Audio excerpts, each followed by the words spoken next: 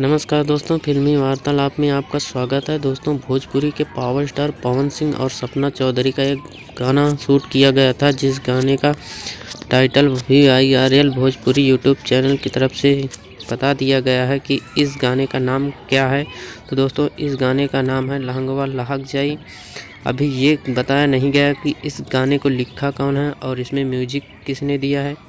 दोस्तों, इस गाने को गाए हैं भोजपुरी के पावर स्टार पवन सिंह और इसमें देखने को मिलेंगे सपना चौधरी और भोजपुरी के पावर स्टार पवन सिंह की जोड़ी।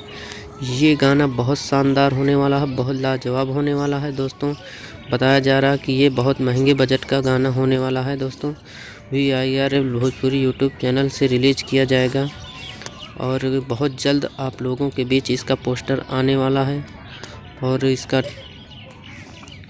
इसका रिलीज डेट भी कंफर्म होने वाला है। दोस्तों, भोजपुरी के पावर स्टार पवन सिंह और सपना चौधरी का ये वीडियो अच्छा लगा हो तो चैनल को सब्सक्राइब जरूर कर लेना और वीडियो को लाइक कर देना। जय हिंद, धन्यवाद दोस्तों।